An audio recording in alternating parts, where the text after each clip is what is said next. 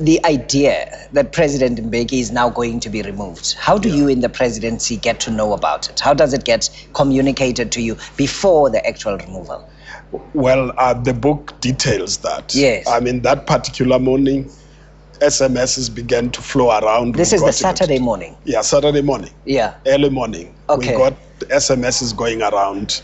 The decision has been made. Yes. And that's how I got it. Okay. And of course, my staff began to communicate, the advisors, and it's detailed in the book. Yeah. And we had to decide as to what do you do? I mean, I'm in charge of the president's life. I'm in charge of his movements and what happens. Where was he going to go at the time? I mean, in terms of just the presidential calendar and the program. Well, the weekend was okay, but the following week he was going to the United Nations. Yes. And he had a major African forum there, which he was going to participate in. So you had to think about, if he's removed, what's going to happen with all the responsibilities that the president has to undertake? Remember, this removal had nothing to do with what he was doing in government. Yes. It had to do with dynamics within the party. And because of that, you were running a normal operation in government, and suddenly this happens. Yes. There was no vote of no confidence in parliament or anything like that. No vote of no confidence, nothing. It's a straightforward party matter. Yes. And I'm in government. So I had to manage it. If you're Secretary of Cabinet, some people said, why didn't you resign? I said, you can't resign as Secretary of Cabinet if there's a crisis. Yeah. When there is no cabinet, the Secretary of Cabinet takes responsibility. I'm the one who has to manage the departure of a president and manage the swearing in of a new president. Okay. And so I had to take responsibility directly. And therefore, I had no other options other than make sure that this country is stable. Okay. Yeah. Now you're talking about departure of the president. Let's take a look at this clip where President Mbeki, on the Sunday night, I think it was, he then announces his resignation. Let's have a look. Fellow South Africans, I have no doubt that you are aware of the announcement made yesterday by the National Executive Committee of the ANC with regard to the position of the President of the Republic. Accordingly, I would like to take this opportunity to inform the nation that today I handed a letter to the Speaker of the National Assembly, the Honorable Baleka Mbete, to tender my resignation from the high position of President of the Republic of South Africa, effective from the day that will be determined by the National Assembly. I have been a loyal member of the African National Congress for 52 years. I remain a member of the ANC and therefore respect its decisions. It is for this reason that I have taken the decision to resign as President of the Republic, following the decision of the National Executive Committee of the ANC. What was the mood like?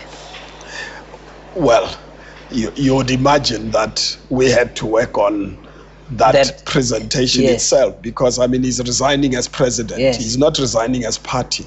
So it still was my responsibility. And the president had to go and make the statement, come back to the house, find us waiting there. And you can imagine the emotions that go with it. But he did an honorable thing. Yes. He was quite clear that he does not want any destabilization of the country because of him. He has worked for peace. He's known for working for African Renaissance. Yes. Resolutions of conflicts on the continent.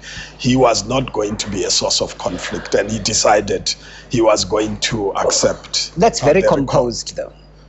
Yeah. For that kind of time, that kind of pressure, that kind of decision. Yeah, but it's in the nature of Mbeki, isn't it? I mean, he takes things as they come. He's not emotional. Yes. And when he makes a decision, he makes it, and he went to make the announcement. And yeah, it's done. So at the time, before, when he went to make the statement and then he came back to the house, was there any time when there were tears flowing, anything that was sort of an emotional transition from what has been and the impact of a decision of the scale? No, actually, when you read the book, there's a part that describes this moment in detail. And I do take the scriptural, biblical reference there. Okay. That it was almost like the people who were waiting there, the disciples of Christ sitting in a room. Yeah. And listening to this and having to receive him to come back and say, now, you've done it. And what do we do from now? Where to from here? Yeah, where do we go from now? And again, it became my responsibility. For you, it had to be business as usual. You had to then effect the stuff at the United Nations and all of the other things with the incoming president. I had no luxury to think about any other thing. I mean, this was a critical moment in the life of this country. Yes. President has just resigned, and you have to firstly make sure the stability. You must make sure that his program is reviewed and managed. You must make sure that there's going to be another president coming in and how you manage that. The whole week was really about managing it. And Becky kept on saying, make sure there's stability. Yes. Don't want That's the single most important thing. Single most important thing. So the announcement has been made. Yeah. Now you are at the house with him. Yeah. Who are you taking instructions from at that time? No, remember, it was an intention to resign. Yes. Subject to A parliamentary processes. Yes. So he remained president until the last moment. Yeah. Up to Wednesday night. But aren't you taking instructions from Sawa Street as well? No. Because not yet. No, because I'm Secretary of Cabinet. Nobody is telling you about... My instructions come from the president. Okay. Yeah, so I can't take instructions from anywhere. Okay. So the decision's been made. He's still